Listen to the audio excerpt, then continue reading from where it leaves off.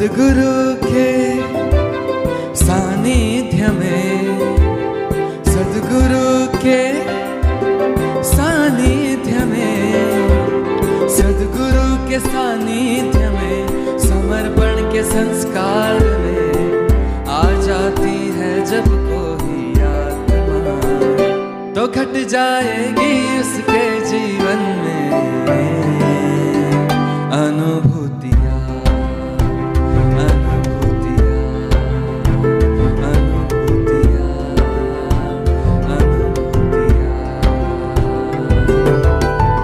आओ हम सब मिलकर बांटे ईशा समर्पण में अनुभूतियाँ। आओ हम सब मिलकर बांटे ईशा समर्पण में अनुभूतियाँ।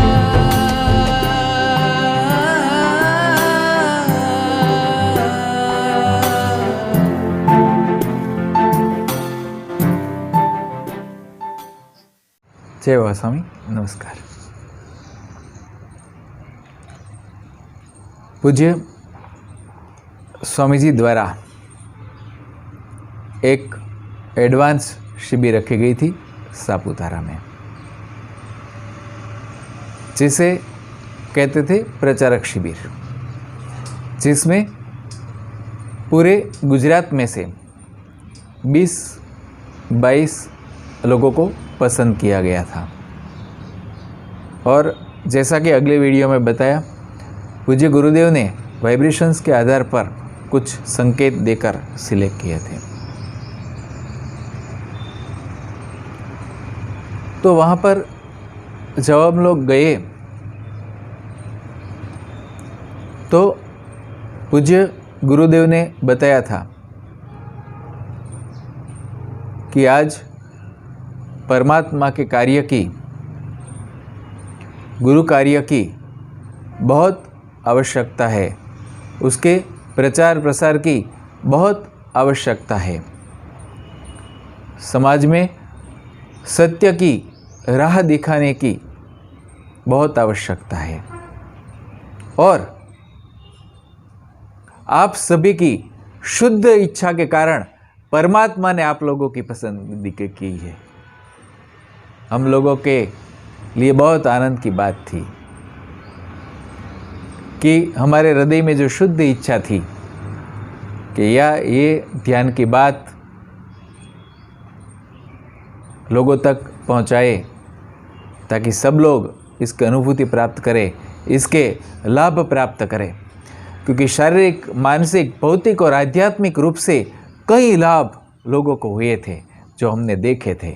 हमारे साथ, हमारे केंद्र में ध्यान करने वाले लोगों, उनके परिवार, हमारे परिवार, सभी जगह पर उसके परिणाम दिखने शुरू हो गए थे, मिलने शुरू हो गए थे।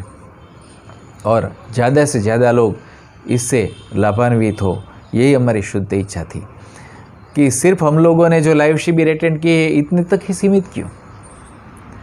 जो भी इस परम सत्य की अनुभूति करना चाहे, सबके लिए द्वार खुले होने चाहिए, और वो खुल रहे थे।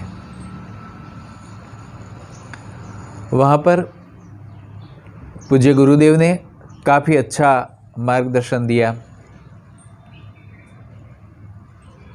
सुबह पहाड़ पर ऑरा स्कैनिंग करवाया।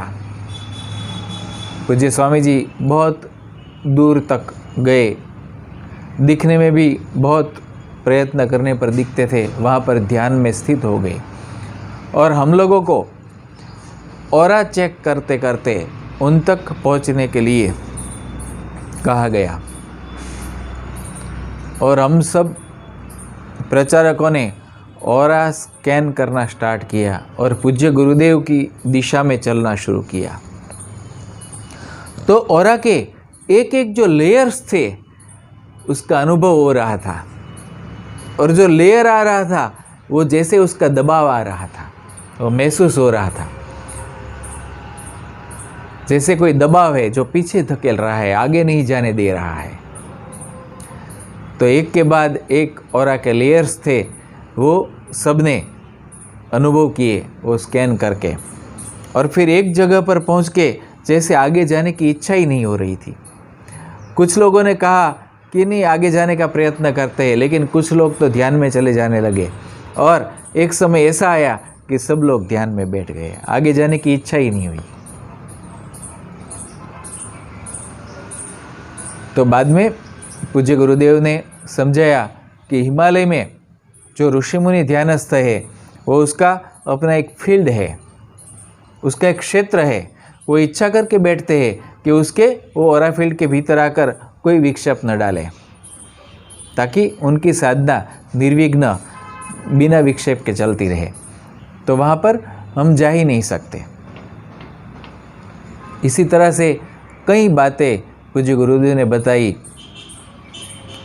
मूर्ति में प्राण प्रतिष्ठा किस प्रकार से करते हैं, उसका क्या साइंस है वो बताया, और प्रत्यक्ष प्रयोग करके दिखाया। एक पत्थर लेकर के फिर उसके वाइब्रेशन चेक करके और फिर उस पत्थर को हाथ में लगकर अभिमंत्रित किया, उसमें वाइब्रेशन डाले और फिर उसके वाइब्रेशंस चेक करने के लिए कहा। तो वाइब्रेशन फील्ड बहुत बढ़ गया था उस पत्थर का। तो जो मूर्ति है वो कलाकार ने जो मूर्ति बनाई है वो तो कला की दृष्टि बनाई है, उसके शेप है, लेकिन उसके बाद मूर्ति में प्राण प्रतिष्ठा किस प्रकार से कहते हैं, किस प्रकार से उसे जीवंत बनाया जाता है, वो सब प्रत्यक्ष रूप से पूज्य स्वामी जी ने बताया, दिखाया। प्रत्यक्ष प्रयोग देखे। इसी प्रकार से वाटर वाइब्रेट किस प्रकार से करते हैं वो बताया। और इतना ही नहीं, पूज्य स्वामी जी ने हम सब प्रचारक जो थे उन लोगों को अधिकृत किया वाटर वाइब्रेट करने के लिए, कि आप वाटर वाइब्रेट कर सकते हैं। बहुत आनंद की बात थी। इसी प्रकार से क्वेश्चन आंसर सेशन भी रखे गए थे पूज्य गुरुदेव के साथ। काफ़ी बातें चली, काफ़ी क्वेश्चंस साधकों की ओर से आए, जिसके बहुत अच्छे समाधान पूज्य गुरुदेव ने दिए।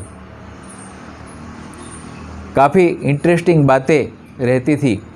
प्रचार के बारे में भी बहुत इंटरेस्टिंग पॉइंट्स निकल रहे थे और पूज्य गुरुदेव उसके अनुसार मार्गदर्शन करते रहे थे। इसके साथ ऐसा हुआ कि पूज्य गुरुदेव ने 4 वीडियो कैसेट वो दिखाई, वो बताई और कहा कि आप लोग अब इस वीडियो कैसेट के माध्यम से शिविरें कर सकेंगे, जो लोग अटेंड करेंगे, और उसके बाद ध्यान सेंटर से जुड़ सकते हैं। इस शिविर के माध्यम से ही लोगों के चक्रों की शुद्धि होगी और जागृति होगी। तो वो भी बहुत आनंद की बात थी। और उस समय वो शिविर सिर्फ पूर्णिमा के अवसर पर करने हैं, ऐसा बताया। तो टोटल 4 वीडियो कैसेट थे। तो हम जहाँ पर शिविर का आयोजन करते हैं वहाँ पर कितने दिनों की वो आयोजित हो सकती है वो देख करके उन लोगों की इच्छा, उन लोगों की डिमांड और उन लोगों की अनुकूलता किस प्रकार से, उस प्रकार से सेट करनी थी। तो 1 दिन की, 3 दिन की और 4 दिन की, इस प्रकार से शिविर कर सकते थे। लेकिन आखिरी दिन पूर्णिमा होना चाहिए, यानी कि अगर 1 दिन की करनी है तो सिर्फ पूर्णिमा के दिन, 3 दिन की करनी है तो त्रयोदशी, 14 और पूर्णिमा, इस प्रकार से 3 दिन की। और अगर 4 दिन की करनी हो तो वो शुक्ल पक्ष के 12वें दिन से 12, 13, 14 और पूर्णिमा, इस प्रकार से करनी थी। तो विभिन्न 3 दिन में वो 7 चक्र पूरे होते थे। और एक सीढ़ी ऐसी थी कि एक में ही 7 चक्र के बारे में डिटेल्स आ जाती थी। तो ये बहुत खुशी की बात थी कि जिन लोगों को जानना है, शिविर अटेंड करनी है, उनके पास भी ऑप्शन है उसकी अनुकूलता के अनुसार कि अगर 4 दिन की कर सके तो बहुत अच्छा, नहीं तो 3 दिन की। अगर 3 दिन की भी सभी के अनुकूलता नहीं है तो सिर्फ 1 दिन का भी आयोजन कर सकते हैं, और फिर सबको अच्छा लगे तो फिर से 3 दिन की या 4 दिन की दोबारा आयोजन कर सकते हैं, इस तरह से। तो वो भी बहुत अच्छी बात थी। इसके अलावा पूज्य गुरुदेव ने 1-to-1 सेशन दिए थे, 1-to-1 मुलाकात दी थी, पर्सनल मुलाकात। तो वो भी सभी के लिए बहुत स्वर्णिम अवसर था। सभी बातें तो बताई नहीं जा सकती, लेकिन सिर्फ उल्लेख कर देता हूँ। हाँ, एक बात ज़रूर है कि पर्सनल मुलाकात में पूज्य स्वामी जी ने मेरी जागृति कर दी।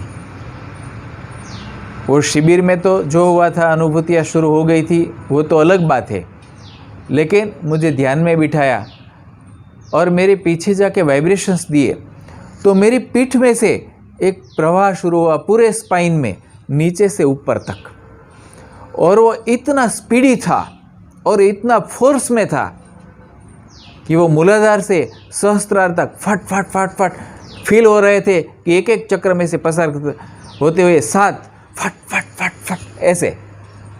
और जैसे ऐसा लगता है कि मेरे स्पाइन में से पूरी हवा वो बाहर फेंक रही है, ऊपर भी जा रही है और साइड में भी। जैसे कि मेरा शर्ट पहना था जो, वो भी शायद वो पवन से ऊंचा हो रहा होगा पूरे स्पाइन के में, जैसे कुछ गति हो रही है नीचे से ऊपर और पूरे फोर्स में। और ऐसा 3 बार हुआ,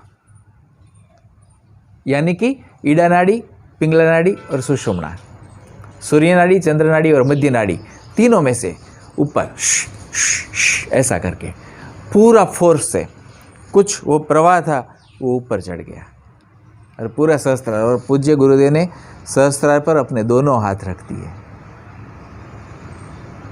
वो जो क्षण थी, वो जो आनंद की अनुभूति की, वो अवर्णनीय है।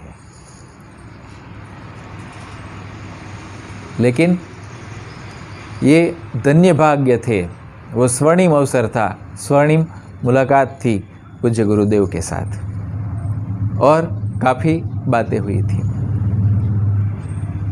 हाँ, उस 3 दिन के दौरान